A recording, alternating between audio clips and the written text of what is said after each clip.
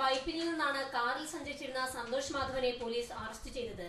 പുലർച്ചെ അറസ്റ്റ് ചെയ്തെങ്കിലും 9 മണിക്കാണ് സന്തോഷ് മാധവന്റെ അറസ്റ്റ് രേഖപ്പെടുത്തിയിരിക്കുന്നത്. സന്തോഷ് മാധവന്റെ പേരിൽ പ്രായപൂർത്തിയാകാത്ത പെൺകുട്ടികളെ പീഡിപ്പിക്കൽ, വഞ്ചനാകുറ്റം, വനസംരക്ഷണ, മൃഗസംരക്ഷണ ചട്ടപ്രകാരമുള്ള കേസ് എന്നിങ്ങനെ 3 കേസുകളാണ് രജിസ്റ്റർ ചെയ്തിരിക്കുന്നത്.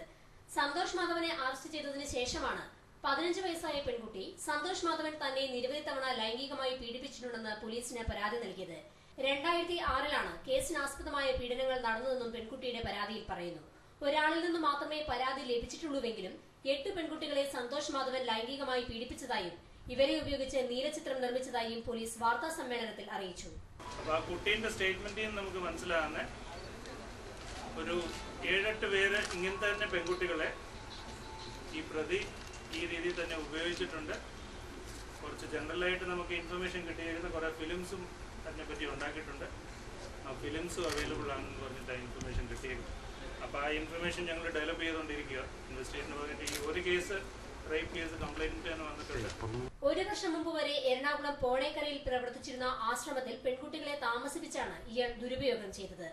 സന്തോഷ് മാധവന്റെ സന്യാസ പരിവേഷം ഉപയോഗിച്ച് പെൺകുട്ടികളുടെ വിദ്യാഭ്യാസം അടക്കമുള്ള ചെലവുകൾ വഹിക്കുന്ന സ്പോൺസറാണെന്നാണ് പ്രചരിപ്പിച്ചിരുന്നത്. പ്രായപൂർത്തിയാകാത്ത പെൺകുട്ടിയെ പീഡിപ്പിച്ചു എന്നു തന്നെയാണ് സന്തോഷ് മാധവന്റെ പേരിലുള്ള ഏറ്റവും ഗൌരവമായ കുറ്റം. ദുബൈയിലുള്ള സെറാഫിൻ എഡ്വിനിൽ നിന്ന് 40 ലക്ഷം രൂപ വഞ്ചിച്ചതിനും കടുവാത്തോൽ, മയക്കുമരുന്ന് എന്നിവ കൈവശം വെച്ചതിനും കേസ് രജിസ്റ്റർ ചെയ്തിട്ടുണ്ട്.